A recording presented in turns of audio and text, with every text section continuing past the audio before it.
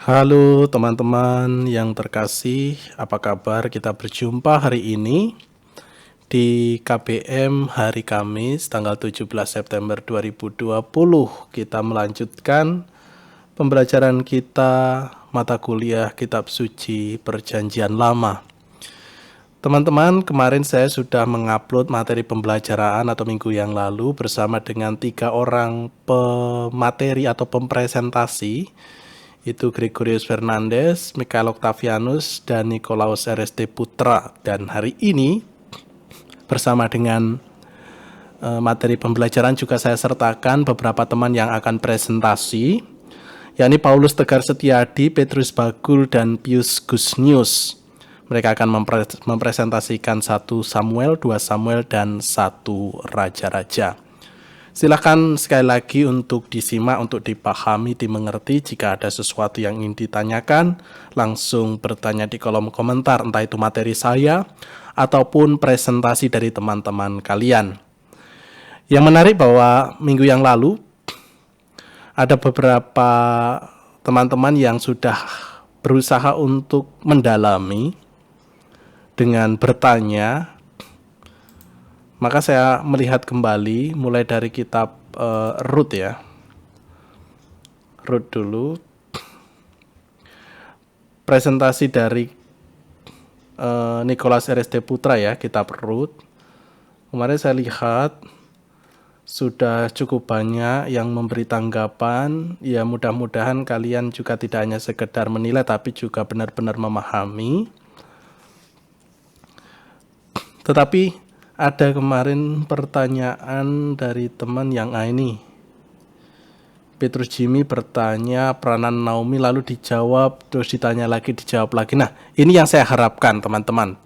Jadi ada semacam feedback, ya, ingin menggali lebih dalam dari presentasi teman kalian. Ini menurut saya cukup baik dan sudah ditanggapi juga oleh pempresentasi oleh Niko di sini juga dengan cukup baik.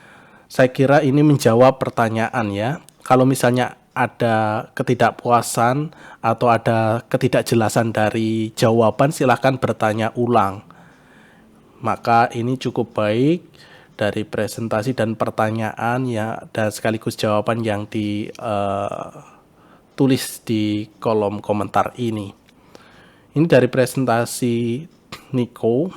Lalu dari presentasinya Michael Octavianus juga ada pertanyaan tapi belum dijawab. Dalam Hakim-Hakim, kapan dan siapa yang menulis kitab ini? Ini ada pertanyaan ini juga dari Petrus Jimmy. Maka silahkan Michael Octavianus silahkan untuk memberi jawaban. Langsung aja nanti ditulis, dijawab di sini di kolom komentar ini. Untuk Michael Octavianus sebagai pemateri ya, pempresentasi. Karena ini sifatnya informatif, pertanyaan ini sangat informatif, hanya seputar ya yang harus ada. Saya katakan di sini yang harus ada di makalah, maka silahkan segera dijawab. Mungkin kelewatan atau apa, silahkan langsung dijawab, nanti dijawab di sini di kolom komentar ini.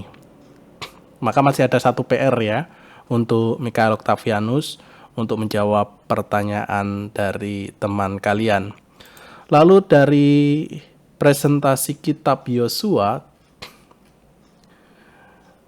Gregorius Fernandes, oke, sudah cukup banyak yang menanggapi. Tapi ada beberapa pertanyaan juga yang perlu dijawab oleh Gregorius ini ya. Ini pertanyaan dari Petrus Jimmy juga. Pada Yosua ini, ini saya jawab saja nggak apa-apa. Yang pertama ini, yang kedua nanti silahkan dijawab ya, Gregorius ya. Apakah tanah tempat Yosua berdiri masih merupakan tanah suci saat ini? Pada bab ini, ayat ini, posisi Yosua ada di Yeriko. Otomatis Yeriko menjadi bagian dari tanah suci sampai saat ini. Sampai saat, maksudnya pada waktu itu hingga Yesus hadir. Ya, sampai saat ini disebut sebagai Holy Land, tetap tanah suci ya. Sampai sekarang. Jadi, apakah tempat Yosua berdiri pada Yosua 5:15 merupakan tanah suci saat ini? Jawabannya iya. Karena di mana itu adalah di Yeriko.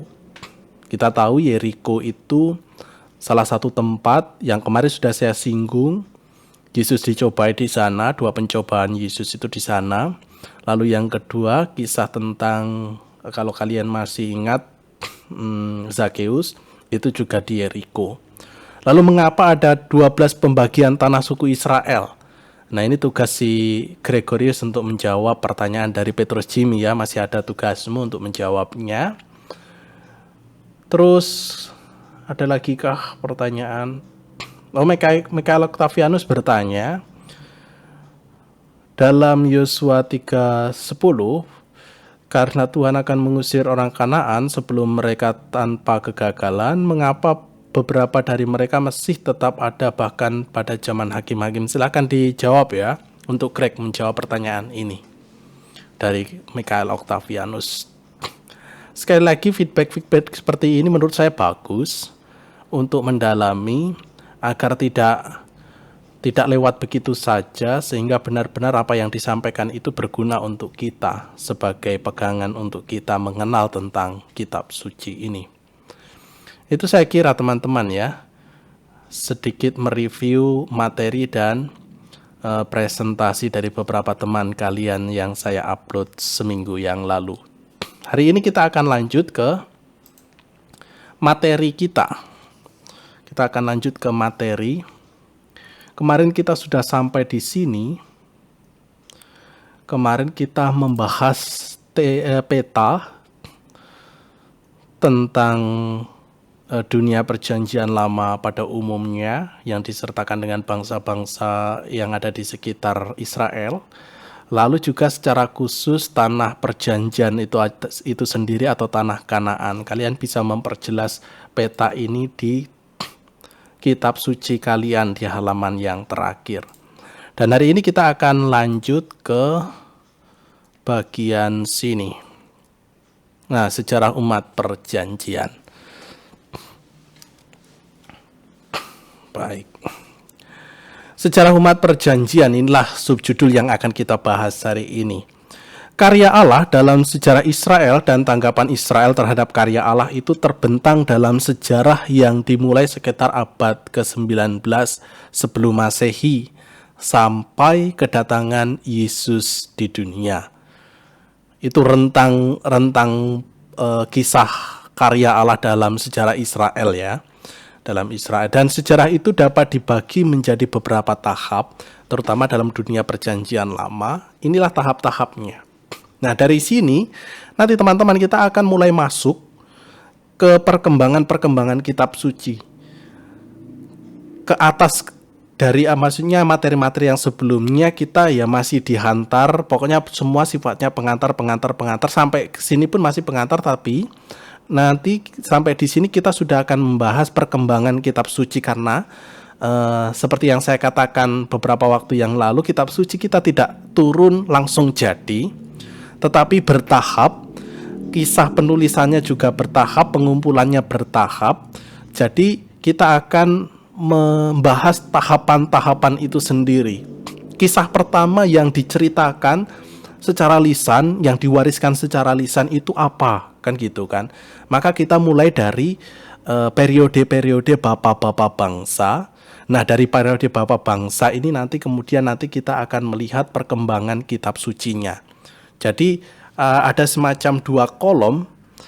Disinilah sejarah Israel, di sini perkembangan kitab sucinya. Jadi kurang lebih seperti itu nanti.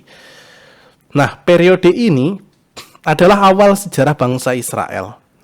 Diawali dengan panggilan Abraham sampai dengan kisah tentang Yakub. Kalian pasti, dan saya yakin kalian pernah atau sering mendengar tentang kisah panggilan Abraham dan kisah Yakub yang sangat fenomenal itu di dalam kitab Kejadian. Lalu ada 2 alasan kenapa Abraham pergi meninggalkan tanah kelahirannya menuju tanah terjanji atau yang kita sebut sebagai dengan tanah Kanaan. Alasan pertama itu atas dasar sosial ekonomis. Abraham bersama keluarga besarnya, tentu anak-anaknya Ishak dan Yakub kita katakan, pergi dari daerah Mesopotamia ke arah barat.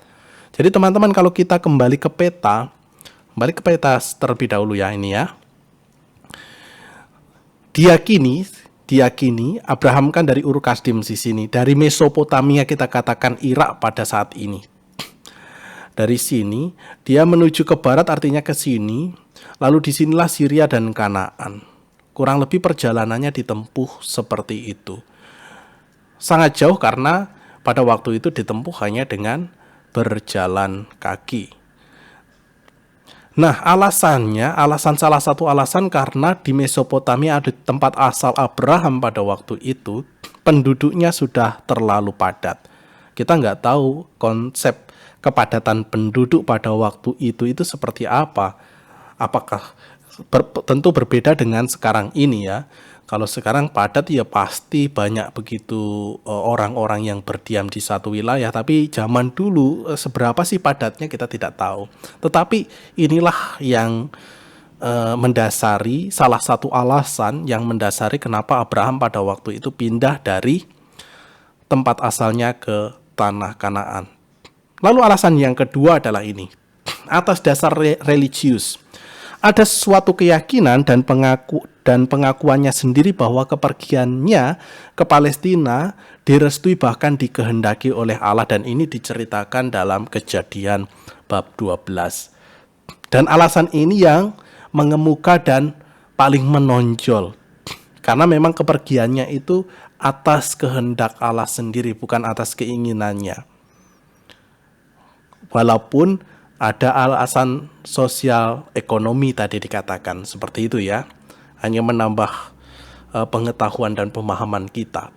Nah, peristiwa dan pengalaman bapak bangsa, kita katakan Abraham itu sendiri ternyata karena mereka ini sanggup mempercayakan diri pada masa depannya kepada Allah pelindung yang setia.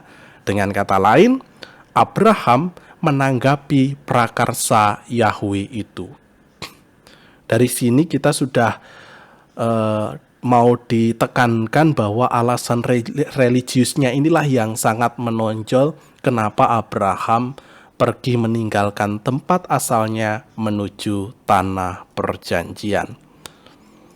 Lalu dari dasar keyakinan seperti ini, ada janji dari Yahweh, dari Allah. Bahkan ketika kamu berani atau mendengarkan suara Allah untuk meninggalkan tanah kelahiran menuju tanah perjanjian, kita katakan di sini, itu akan diberikan keturunan dan tanah oleh Yahweh. Jadi seperti itu, ada janji yang diberikan Allah kalau kamu menuruti segala perintahku. Apa janji itu? Adalah keturunan dan tanah. Lalu jaminannya adalah berkat perlindungan. Ya, kita tidak tahu bagaimana kehidupan pada waktu itu. Mengungsi ke suatu tempat yang kita tidak tahu ada apa di sana, lalu tanpa jaminan dan seterusnya, pasti orang pada umumnya ya tidak akan berani seperti itu.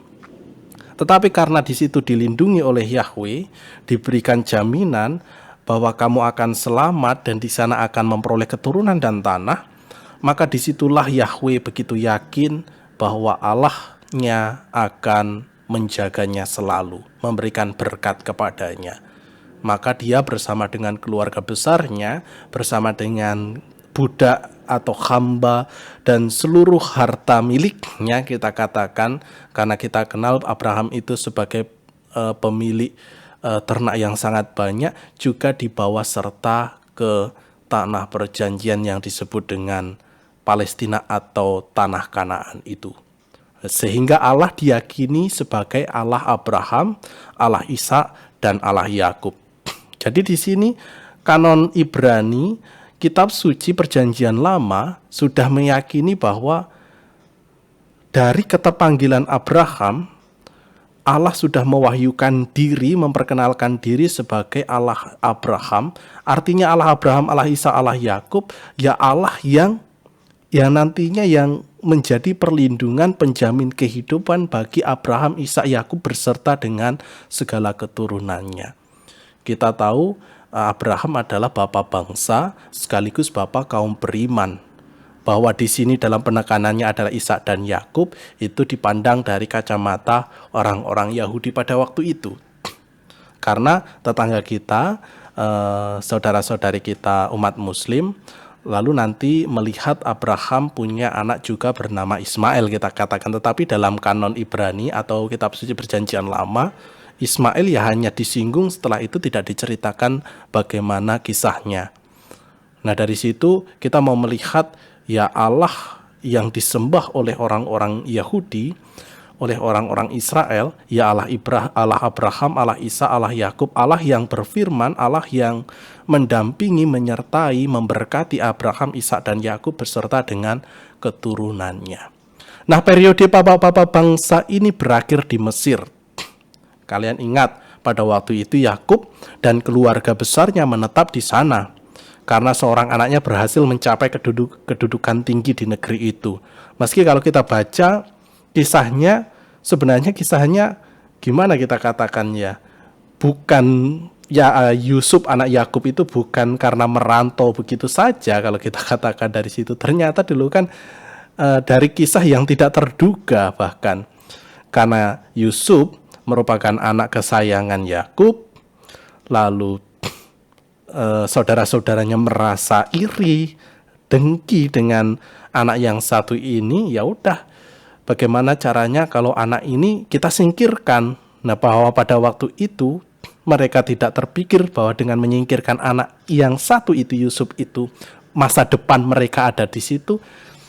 Ya tidak ada yang tahu, misteri kan begitu. Pasti kalian masih ingat kisah yang sangat fenomenal tentang Yusuf ini kan?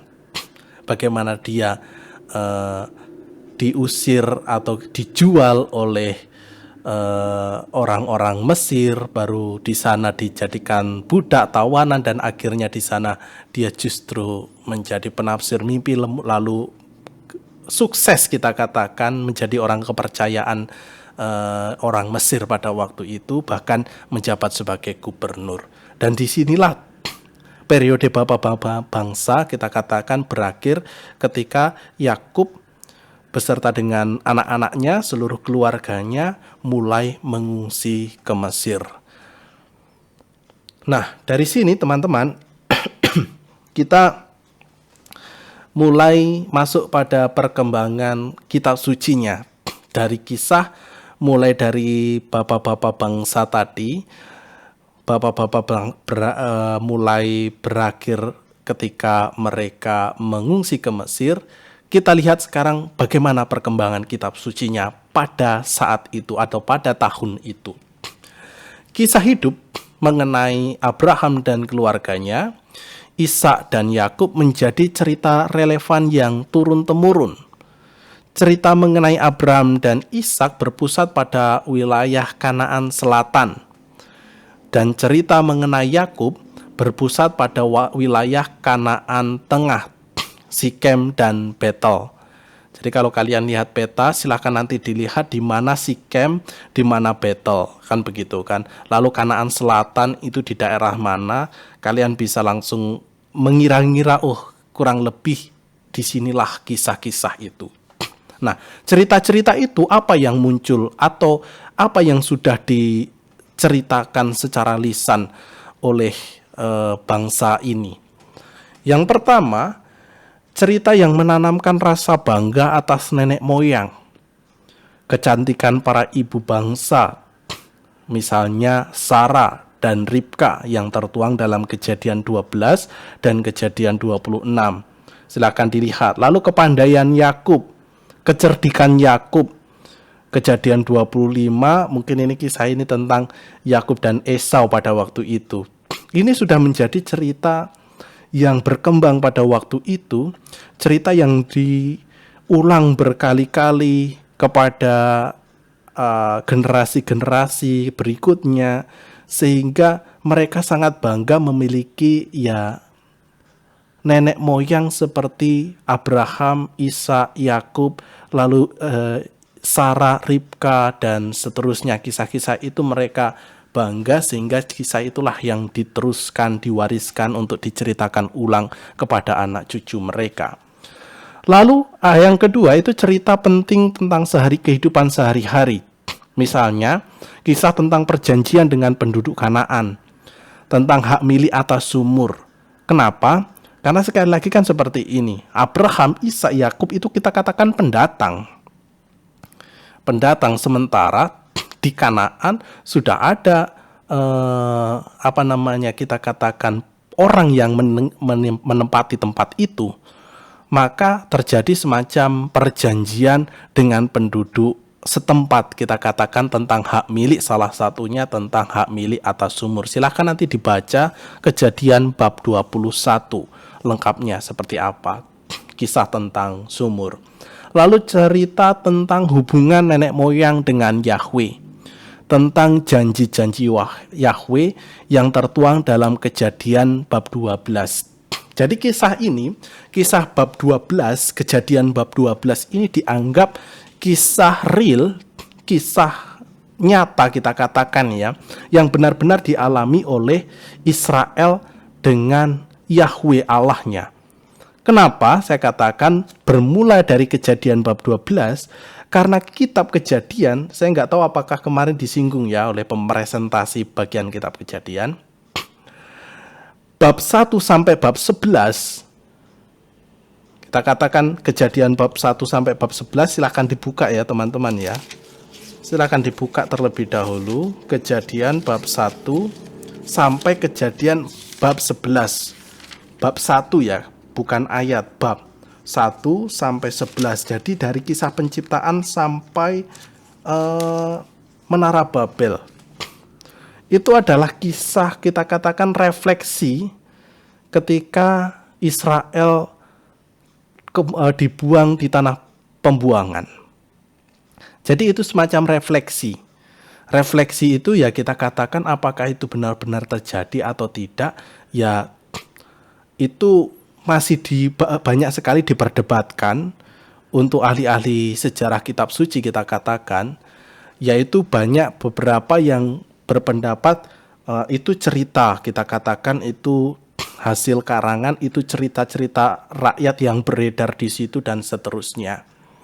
Misalnya kisah tentang penciptaan, ya tidak ada yang tahu bagaimana Allah menciptakan bumi dan segala isinya, itu tidak ada yang tahu. Siapa yang melihat? Adam dan Hawa pun tidak melihat. Bahkan kisah tentang Adam dan Hawa itu masih diperdebatkan, siapa Adam, siapa Hawa. Jadi itu hanya ya kita katakan refleksi berdasarkan cerita-cerita permenungan. Nah, karena itu dituliskan oleh penulis suci, karangan suci yang kita katakan mendapat wahyu dari Allah, kita katakan seperti itu, baru berusaha untuk menulis itu dari berdasarkan refleksi iman mereka, kan begitu ya. Maka kisah perkembangan kitab suci kita katakan ya dimulai dari Kejadian bab 12. Mudah-mudahan yang bagian sini dimengerti penjelasan saya. Kalau tidak jelas di bagian sini yang tadi ya, silakan nanti ditanyakan. Nah, cerita-cerita itulah yang diturunkan secara lisan dari abad ke abad sampai dijumpai banyak perbedaan dari cerita aslinya. Ya namanya cerita lisan, dari mulut ke mulut. Bisa saja ada yang berkurang kisahnya itu, ada lagi yang bertambah. Kita tidak tahu yang namanya lisan. Jangankan kita bercerita tentang beberapa tahun yang lalu, kita baru bercerita tentang kejadian yang baru saja terjadi. Ketika kita ceritakan dengan orang pertama, akan berbeda lagi dengan orang kedua, orang ketiga, dan seterusnya. Apalagi cerita ini begitu jauh kita katakan ya, dari abad ke abad. Tentu banyak versi dari kisah-kisah yang beredar pada waktu itu. Tetapi yang paling penting di sini, kisah itu paling penting disoroti bukan soal kebenaran geografis, kebenaran sejarah dan seterusnya, tetapi yang disoroti adalah kebenaran iman. Artinya bahwa Allah itu mengaruniakan berkat kepada Abraham berupa perjanjian-perjanjian keturunan, tanah, berkat, perlindungan dan seterusnya. Itulah yang diceritakan pada waktu itu, bahwa isi ceritanya itu berbagai versi. Nah, itu yang kemudian disadur, diredaksi ulang oleh ahli-ahli kitab suci. Nah, dari bapak-bapak bangsa yang pertama tadi A, kita masuk ke B, bagian Keluaran. Nah, di Keluaran ini kita akan melihat Mesir, situasi bangsa terpilih ini, Israel ini ketika mereka hadir di Mesir, Keluaran, Sinai. Jadi nanti kita akan membagi beberapa tahap periode. Nah, ini terjadi sekitar rentang waktunya 1600 sampai 1225 sebelum Masehi. Karena sebelum Masehi pasti lebih besar dulu ya, 1600 sampai 0 nanti kan itu kan. Jadi perhitungan tahunnya seperti itu. Nah, periode ini terbagi menjadi 3. Periode pertama, kisah bangsa Israel mengungsi ke Mesir. Dan hal ini terjadi pada masa pemerintahan Raja Ramses yang kedua. Dan itu terjadi pada tahun 1304 sampai 1238. Ini periode yang pertama, ketika bangsa Israel pada waktu itu, ya Israel itu siapa? Ya Yakub, waktu itu sudah saya singgung, mengungsi ke tanah Mesir. Karena di sana lebih menjanjikan, karena di tanah Israel pada waktu itu sedang mengalami musim kekeringan yang berkepanjangan. Lalu perbudakan di Mesir, periode yang kedua. Kita tahu bahwa ketika mereka sampai di sana, awalnya mereka diterima baik karena posisi Yusuf.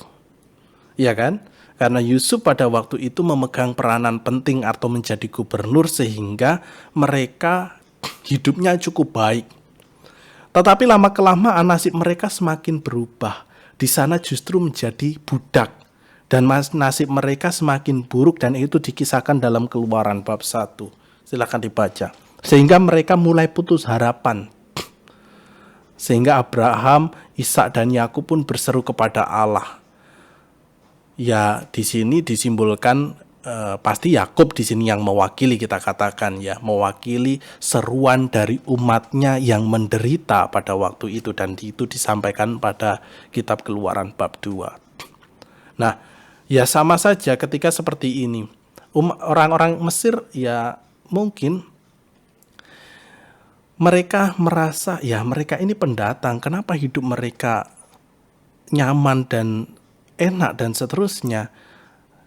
Dan melihat hal seperti itu, mereka semacam tidak terima, lalu menganggap bahwa mereka ini bangsa asing, orang-orang asing, ya mereka akhirnya lama-lama justru diperbudak di sana, bangsa Israel pada saat itu. Nah, lalu periode yang kedua adalah pembebasan dari Mesir sampai dengan perjanjian di Sinai. Allah peduli dengan situasi buruk mereka. Musa dipanggil oleh Allah di Gunung Sinai untuk membebaskan kawanannya dari perbudakan di Mesir. Pada saat inilah terjadi pewahyuan nama Allah yang baru, yang sering disebut dengan istilah Yahweh, YHWH, dan itu tertuang dalam Keluaran bab 3. Jadi seperti ini, artinya begini, Allah bertanggung jawab karena yang membawa mereka sampai ke Mesir itu tentu juga adalah Allah. Maka Allah juga peduli dan bertanggung jawab atas nasib buruk umatnya, sehingga muncul sosok nanti yang akan memimpin mereka keluar dari Mesir. Kalau kalian masih ingat, itu kisah Musa, dan bagaimana Musa hidup hadir itu juga diceritakan cukup fenomenal pada waktu itu. Ketika ada orang Israel melahirkan, lalu dibuang ke sebuah kita katakan ya tempat bayi itu, lalu dibuang ke sungai Nil pada waktu itu, lalu dirawat dengan baik oleh kita katakan keluarga istana, lalu dia menjadi besar, dan orang itulah yang akhirnya nanti menjadi penyelamat, kita katakan menjadi tangan kanan Tuhan untuk menyelamatkan bangsa Israel dari perbudakan. Dan keterlibatan ini tampak dalam tindakannya menghantar umat Israel keluar dari Mesir.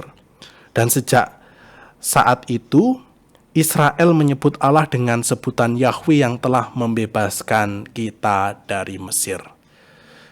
Yahweh dari kata Ibrani artinya hayah, artinya ada, berada, hadir secara aktif, dan tekanan ada pada unsur perhatian keprihatinan kepada umatnya. Nah, untuk arti kata ini akan saya terangkan minggu yang akan datang. Untuk materi kita sampai di sini, mudah-mudahan bisa ditangkap penjelasan yang sederhana ini. Dan kalau sekali lagi ada yang perlu ditanyakan, silahkan bertanya di kolom komentar. Terima kasih teman-teman, dan jangan lupa untuk mencermati video presentasi yang akan saya upload bersama dengan video pembelajaran ini. Jangan lupa juga untuk diberi penilaian. Terima kasih dan sampai jumpa.